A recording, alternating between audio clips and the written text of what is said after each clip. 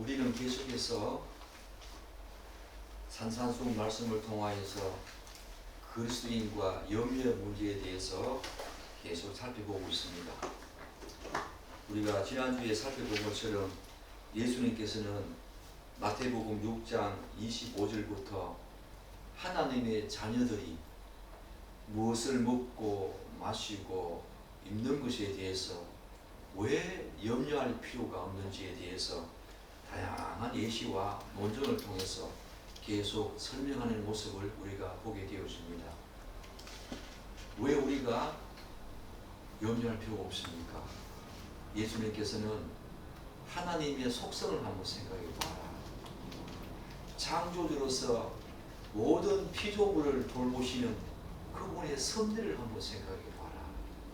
창조 질서의 원리와 하나님과 그리스도의 관계, 즉 그분이 우리 아버지 되신다는 것, 그리고 하나님의 자녀와 피조물 사이에 얼마나 큰 가치의 간격이 있는가, 이런 다양한 이유를 통하여서 우리 그리스도인들은 세상에 무엇을 먹고 마시고 입을까 염려할 필요 없다라고 하시면서 다양한 각도에서 계속 반복해서 이 문제를 조명하고 있습니다.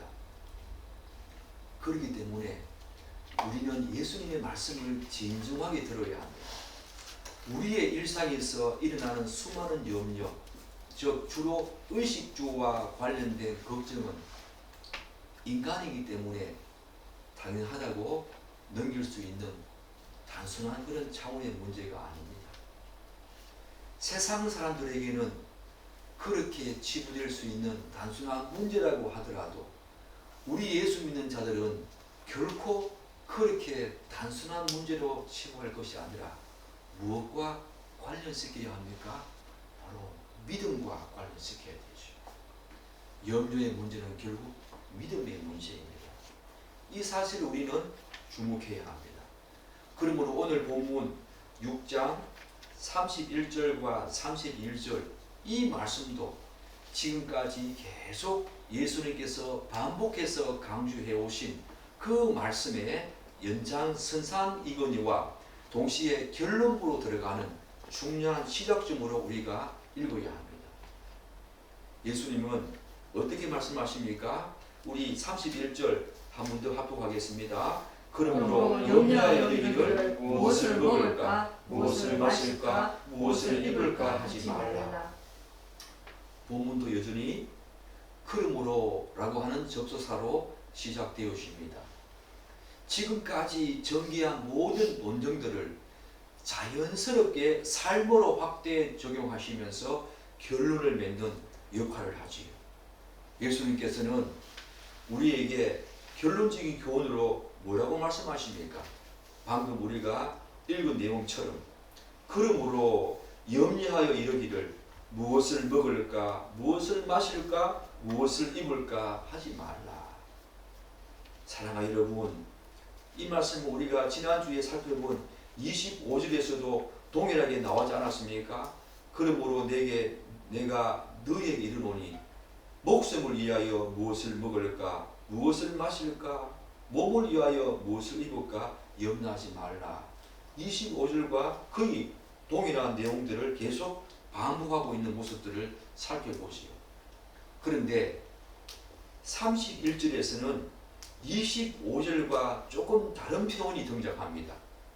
이번에는 염려하여 이러기를 saying, 이러기를 이라고 하는 표현이 덧붙여지고 있지요. 이는 단순히 마음속으로 염려하는 것을 넘어서 이제 그것을 실제 말로 표현하면서 반복적으로 입 밖에 내는 것을 경계하시고 있습니다. 사랑하는 여러분, 한번 생각해 보십시오. 사실 우리의 입술에서 나오는 모든 말들은 대체적으로 평상시에 우리가 생각하고 있는, 마음에 두고 있는 내용들이 대부분 아닙니까? 그렇기 때문에 예수를 믿지 않는 사람들과 한번 대화해 보십시오. 여러분 추석 때 예수 믿지 않는 사람들과 만나지 않았습니까? 또한 우리 주변에 있는 수많은 자연인들, 그들과 대화를 한번 보십시오. 그리고 그들의 대화의 면면을 한번 살펴보십시오. 그들의 주제가 어떤 주제입니까? 서로 먹고 사는 문제입니다. 왜요? 그들의 의식은 온통 이 땅에서 어떻게 하면 잘 먹고 잘 살 것인가, 그것으로 자신들의 의식 속에 그것들이 가득 차 있기 때문입니다. 만약 여러분과 저의 일상 대화가 그러하다면, 이러한 주제로 가득 차 있다면, 즉 우리의 생각과 사고 역시 의식주 문제로 우리를 지배하고 있다, 그렇게 우리가 말할 수 있겠지요. 사랑하는 여러분, 그게 예수님께서 우리에게 원하시는 삶의 모습이겠습니까? 예수님은 바로 지금 이 점을 우리에게 강의시키고 있습니다. 그리스도인들의 생각과 사고는 무엇을 먹을까, 입을까, 마실까, 그런 염려에 사로잡혀서는 안 된다, 그 말씀을 지금 우리에게 하고 있는 거 아닙니까? 그런 염려가 우리의 마음과 의식을 지배하게 되면 당연히 그 속에서 하나님이 거하실 자리는 없겠지요. 우리의 의식과 생각과 사고의 모든 부분들이 세상의 염려 가운데, 걱정 가운데 우리가 지배당하게 된다면 하나님께서 우리의 의식 속에 자리 잡을 공간이 있겠습니까? 없겠지요. 그런 자가 과연 예수 믿는 자라고 할 수 있을까요? 오히려 우리의 의식과 사고는 예수님께서 강조하셨듯이 우리 지난 시간에 살펴보지 않았습니까? 하나님의 속성과 섭리를 생각해야 되지요. 하나님의 창조 질서, 즉 지난주에 살펴본 내용처럼 공중의 새를 한번 보십시오. 들의 백합화가 어떻게 자라는가 한번 보십시오. 이 보다라는 말은 단지 룩하다 그런 것이 아니라고 말씀드렸지요. 깊이 생각하고 사고하고 묵상해 보라는 겁니다. 우리의 의식과 사고는 그런 식의 내용으로 가득 채워야 합니다. 하나님께서 어떻게 우리를 섭리하시는가, 어떻게 하나님께서 모든 피조물을 다스리고 또한 창조의 섭리가 어떠한가, 그 원리가 어떠한가, 그것들 자연 모든 만물을 보면서 생각하고 사고하고 묵상하는 그런 것으로 우리의 사고가 가득 채워져야만, 그게 바로 예수 믿는 자의 참된 모습 아니겠습니까? 그런데 예수님께서는 이렇게 말씀하십니다. 기호야, 너의 생각이 염려하여 이르기를 너의 말이 계속해서 의식주에 제한되어 있다면 과연 그것이 옳은가? 우리에게 되묻고 있습니다. 사랑하는 여러분, 이어서 예수님께서는 31절, 32절 통하여서 뭐라고 말씀하십니까?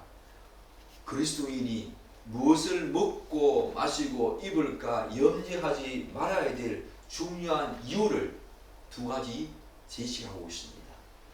첫째 이유가 무엇입니까? 이는 다 이방인들이 고안한 것이다. 그렇게 예수님께서 단언하십니다. 이는 이방인들이 구하는 것이다. 예수님은 그러한 것들은 이방인들이 구하는 것에 불과하다, 그렇게 말씀하십니다. 이것이 무엇을 의미합니까? 그리스도인들은 이방인과 존재론적으로 구별된다는 것입니다. 어떤 면에서요? 삶의 목적과 목표가 달라야 한다는 것입니다. 그러므로 그리스도인은 세상 사람들이 생각하는 그런 생각으로 지배당하면 안 된다는 것입니다. 여기서 구한다, 그것은 이방인들이 구한다라고 할 때 여기서 말하는 구한다라는 말은 단순히 바라는 의미가 아니지요. 인생의 최우선순위를 거기에 두고 열렬히 추구한다, 그런 뜻입니다. 이방인들은 바로 그런 삶으로 가득 차 있지요. 그들의 생각을 그들의 생각이 그것을 지배하고 있고, 그들의 삶의 모든 목적과 목표가, 삶의 우선순위가 바로 어떻게 하면 잘 먹고 잘 살고 잘 읽을까, 그것 아니겠습니까? 그러나 그것은 다 이방인들이 구하는 것이다. 그렇게 예수님께서 우리에게 경고하십니다. 그렇다면 사랑하는 여러분, 왜 이방인들은 이런 것들을 삶의 궁극적인 목표로 삼고 살아가는가? 여러분과 저도 예수 믿기 전에 그러지 않았습니까? 가장 큰 이유는 그들이 영적으로 죽은 상태이기 때문이에요. 그들은 중생하지 않았습니다. 그들은 중생하지 않았기 때문에 하나님의 나라를 볼 수도 없고 누릴 수도 없고 소유할 수도 없지요. 죄로 인해서 어떤 상태에서도 하나님을 절대로 알지 못합니다. 구원에 대해서도 무감각하고 무지합니다. 그들은 죽음을 끝으로 보고 사후세계와 하나님의 심판에 대해서 전혀 무지하고 고려하지 않습니다. 우리가 지금 교리 말씀을 통해서 우리의 최후의 운명, 최후의 심판에 대해서 우리가 심각하게 고민해 오고 있지 않습니까? 그 부분에 대해서 예수 믿지 않는 사람들은 전혀 고려하지 않습니다. 이 세상이 끝이다 라고 생각하면서 삶의 모든 우선순위를 무엇을 먹을까, 입을까, 마실까에 모든 초점을 거기에 두는 것이요. 사랑하는 여러분, 만약에 우리의 초점도 그러하다면 여러분들은 최후의 심판과 최후의 운명에 대해서 별로 가볍게 생각하며 사는 사람, 바로 그 이상도 그 이하도 아닙니다. 결국 이들은 신지식이 결여된 상태에서 눈에 보이는 이 세상이 전부인 거지. 따라서 당연히 그들의 삶의 가장 우선순위 무엇이겠습니까? 더 많이 소유하고 더 잘 누리고 즐겁게 사는 것, 그것밖에 없지 않겠습니까?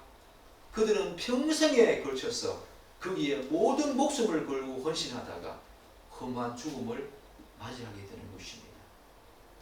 그러나 예수님은 그리스도인은 그렇게 살아서는 안 된다고 말씀하십니다.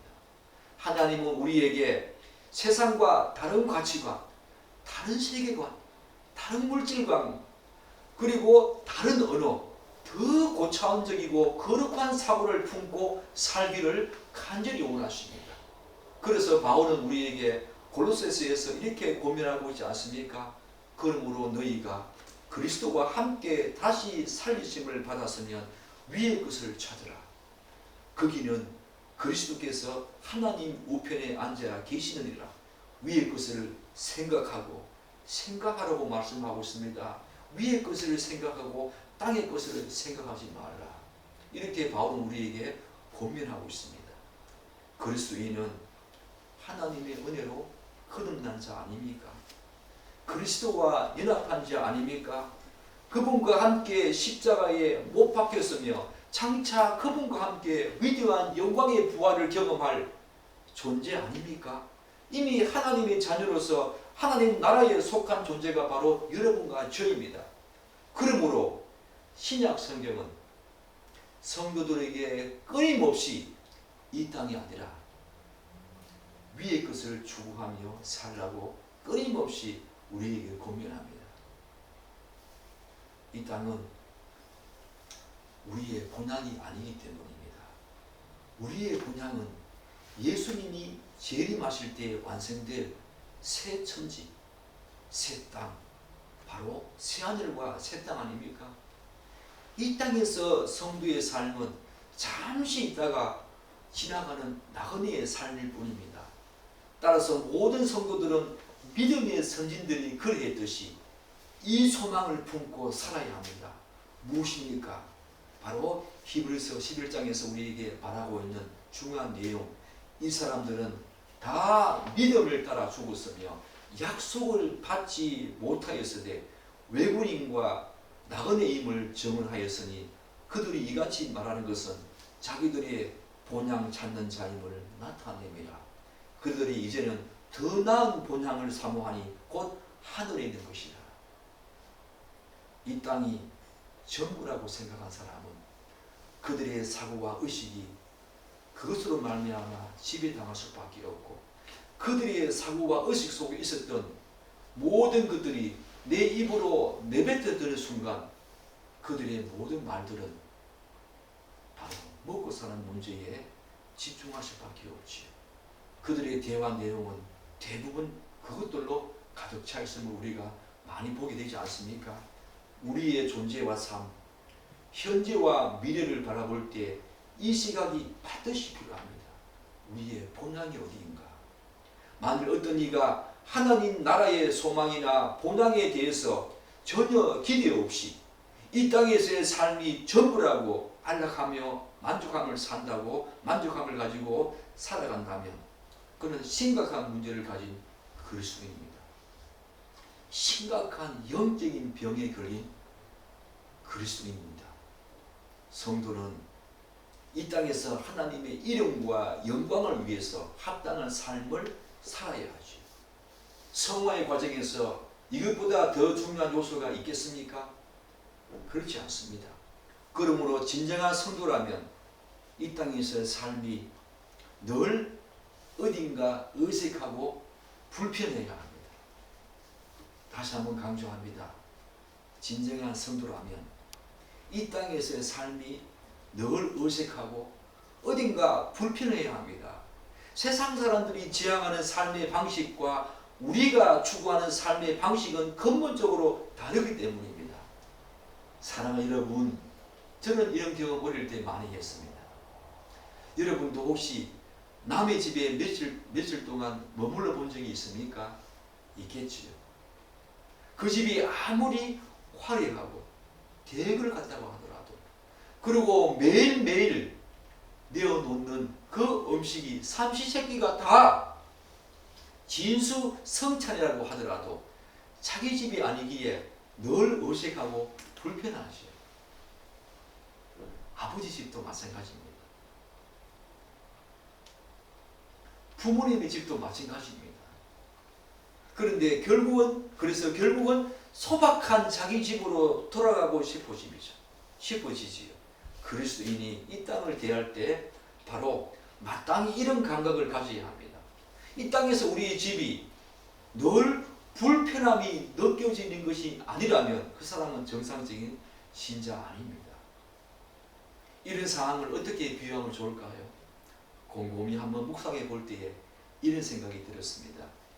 다윗이 블레셋 거인 골리앗과 싸우러 나갈 때 장면을 한번 떠올려 보십시오. 사울왕이 그에게 무엇을 주었습니까? 다윗이 입고 있는 그 초라한 옷을 보고는 결코 골리앗과 상대할 수 없다 생각하면서 전투에 나가는 그 다윗에게 사울왕은 자신의 그 화려한 갑옷을 주었습니다. 그것은 왕이 사용하는 갑옷이기 때문에 얼마나 화려하고 견고했겠습니까? 그러나 다윗은 그 갑옷을 입어본 뒤에 곧 그것이 자신에게 맞지 않다는 사실을 깨달았지요. 그래서 이 갑옷은 그의 몸에 익숙하지 않을 뿐만 아니라 움직이는데 너무나 거추장스러운 방해거리가 될 뿐이었습니다. 그래서 그는 가감히 왕이 그에게 건네는 갑옷임에도 불구하고 벗어던지고 자신이 늘 사용하던 지팡이, 물매, 그리고 계열과의 주원, 돌 몇 개 가지고 전장터로 나가지 않았습니까? 생각해 보십시오. 다시 한번 생각해 보십시오. 왕의 갑옷이라면 얼마나 세공이 정교하고 방어력이 뛰어났겠습니까? 인간의 눈으로 보기에는 그것이야말로 승리를 보장해 줄 최선의 장비처럼 보였을 것입니다. 그러나 다윗의 눈에는 그것이 그렇게 여겨지지 않았습니다. 겉으로 보기에는 너무너무 화려했지만 하나님께서 주시는 능력과 신뢰를 다윗은 더 의지했습니다. 그는 인간의 방식이 아니라 하나님의 방식으로 싸우기를 원했던 것입니다. 사랑하는 여러분, 여러분은 인간의 생각으로 이 세상을 살면 안 됩니다. 지난주에 말씀드린 것처럼 하나님의 방식으로 이 땅을 살아야 합니다. 그렇기 때문에 사울의 갑옷은 다윗에게 단순히 맞지 않는 그런 옷에 불과한 정도가 아니라 하나님의 사람에게는 세상의 방식이 때로는 오히려 방해가 될 정도로 우리에게 가운데 그 사실을 보여주는 상징적인 장면이라고 저는 예를 들어 봅니다. 사랑하는 여러분, 이 사건은 오늘 우리에게도 놀라운 신학적인 통찰을 제공하지요. 즉 그리스도인이 하나님에게 마음을 두는 것이 아니라 이 세상에 마음을 두고 그저 이 세상에서 무엇을 먹고 마시고 입을까 여기에 염려하는 것은 참으로 어리석은 짓에 불과하다는 것입니다. 이 세상은 저 영원한 본향에 비하면 새바라 피도 안 되지. 너무 초라하기 거지없는 한낱 세상에 불과합니다. 사랑하는 여러분, 여러분들은 과연 하나님의 방식대로 이 땅을 살고 있습니까? 그 거추장스러운 사울의 갑옷, 너무나 화려하고 그 나라에서 가장 위대한 탁월한 세공업자가 그 사울의 갑옷을 재단하고 만들지 않았겠습니까? 그 당시에 최고의 철을 가지고 갑옷을 만들지 않았겠습니까? 세상은 그러합니다. 그렇지만 그것이 아무리 화려해 보이고 위대하고 탁월한 세공업자가 만든 갑옷이라고 하더라도 우리가 그 갑옷을 입는 순간 우리는 그 갑옷을 불편해야 합니다. 이 세상에 여러분이 살아가는 모든 방식들이 불편해야 합니다. 세상 사람들과의 대화가 불편해야 합니다. 오히려 가난하지만 믿음의 공동체 안에 있을 때에 더 여러분에게 만족과 기쁨이 있어야 합니다. 그들과의 대화가 훨씬 더 신나야 하고 즐거워야 하고 감격스러워야 합니다. 그것이 바로 정상적인 그리스도의 삶이 아니겠습니까? 그런데 오늘 예수님께서는 우리에게 또 다른 내용으로 두 번째 이유를 뭐라고 제시하십니까? 다시 한번 보십시오. 32절 다시 한번 보십시오. 이는 다 이방인들이 구하는 것이다. 너희 하늘 아버지께서 이 모든 것이 너희에게 있어야 할 줄을 아신다. 그렇게 말씀하십니다. 염려하고 근심할 이유가 없다라고 하는 두 번째 이유가 무엇입니까? 아버지께서 다 아시기 때문이다. 물론 성도도 때때로 환난과 고난을 겪게 되지요. 그럴 때 여러분과 제가 흔히 내뱉던 말이 있지요. 정말 하나님이 살아계신가? 하나님이 계시다면 왜 내가 이런 어려움을 겪어야 하는가? 라고 우리가 하나님께 원망과 불평을 할 정도의 환난과 고통도 우리에게 분명히 다가옵니다. 그럼에도 불구하고 성경은 분명히 말씀하십니다. 하나님께서는 우리의 필요를 다 아신다. 고린도전서 10장 13절은 이렇게 말합니다. 사람이 감당할 시험밖에 너희가 당한 것이 없나니 오직 하나님은 미쁘시사 너희가 감당하지 못할 시험 당함을 허락하지 아니하시고 시험 당할 즈음에 또한 피할 길을 내사 너희로 능히 감당하게 하신다. 사랑하는 여러분, 또한 성경 우리에게 어떻게 말씀하십니까? 우리의 머리털까지 다 세시는 분이 하나님이십니다. 우리보다 부모님이 우리를 아는 것보다 혹은 우리 자신이 우리를 아는 것보다 하나님께서 우리를 더 정확히 아시고 세밀히 아시고 모든 것을 아신다. 성경은 분명히 우리에게 그렇게 말하고 있습니다. 사랑하는 여러분, 그렇기 때문에 예수님께서 말씀하십니다. 이 모든 것이 먹고 마시고 사는 문제 하나님이 다 아신다. 먼저 건너라고 의를 구하라. 다음 주에 말씀하겠지만 사랑하는 여러분, 하나님이 다 아신다고 말씀하십니다. 그럼에도 불구하고 우리는 그 사실을 제대로 믿지 못하는 어리석은 그런 어떤 행위들을 많이 하고 있지 않습니까? 사랑하는 여러분, 하나님께서는 우리를 심지어 언제부터 아십니까? 에베소서에서 어떻게 말씀하십니까? 창세전부터 다 아신다. 창세전부터 우리를 다 아시는 분이 바로 하나님이시다라고 말씀하십니다. 우리가 이 땅을 살아갈 동안에 먹고 마시고 입는 문제 우리에게 전혀 필요 없습니까? 그렇지 않지요.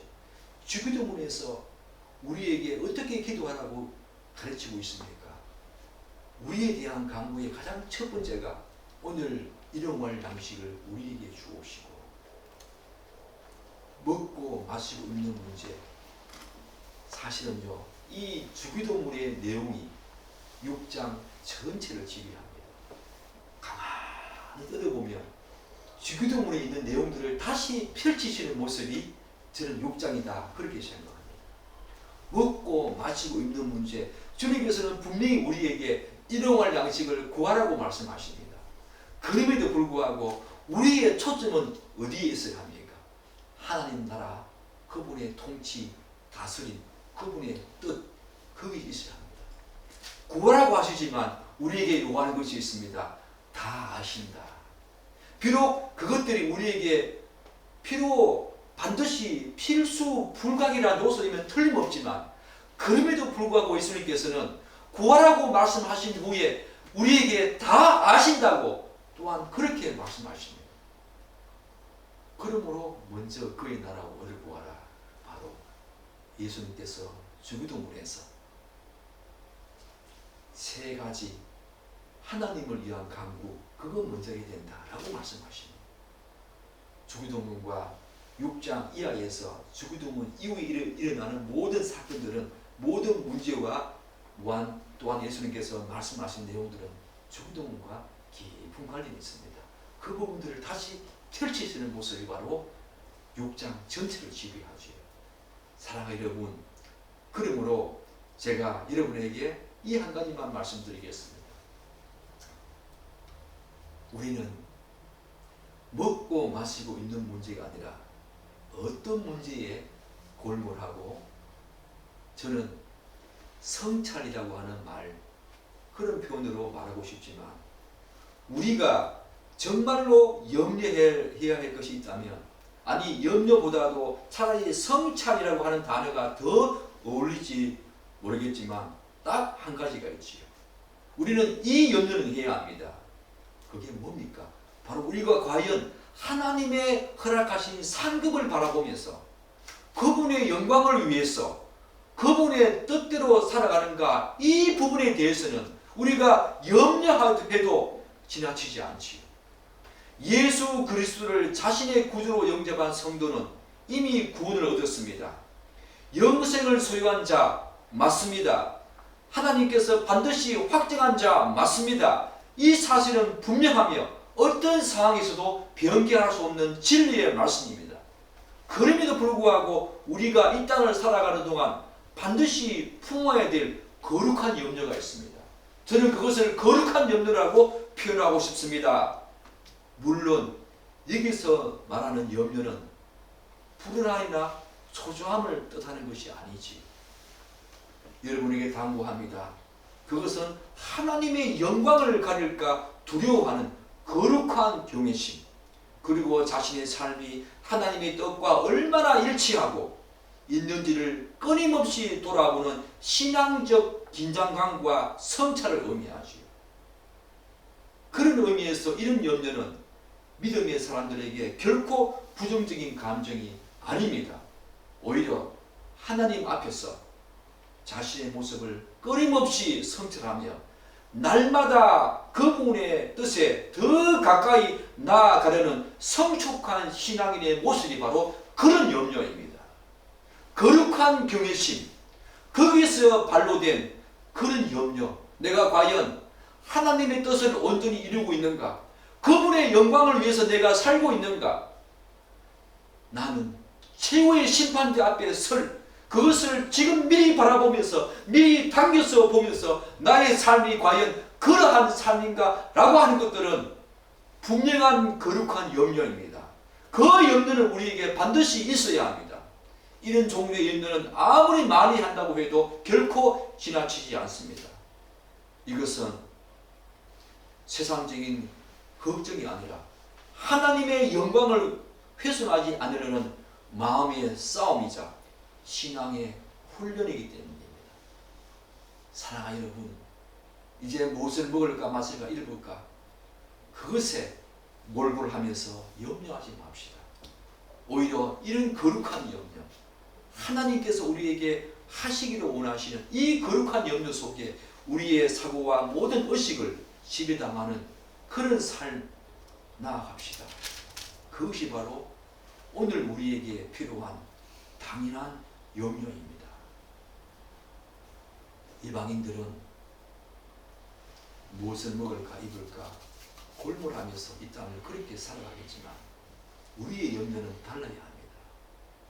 그런 염려가 아니라 하나님의 거룩한 그분을 얼마나 사모하는지 자신을 돌아보며 성찰하는 염려, 그분의 영광과 그분의 뜻과 하나님 나라를 위해서 내가 지금 얼마나 살고 있는지, 그리고 거룩한 최후의 심판대 그것을 바라보면서 과연 나는 최후의 심판대 앞에 섰을 때에 하나님께서 게으르고 악한 종아 라고 말씀하실지, 아니면 착하고 충성된 종아 라고 말씀하실지, 그 부분에 대한 거룩한 염려는 우리가 평생 동안 죽음의 그 순간까지 가지고 가야 될 염려 아니겠습니까? 그 염려가 여러분의 삶을, 여러분의 의식과 사고를 완전히 지배해서 이제 전혀 다른 삶으로 나아가는 여러분의 삶 되기를 간절히 기대하고 기도합니다. 아멘. 기도하겠습니다.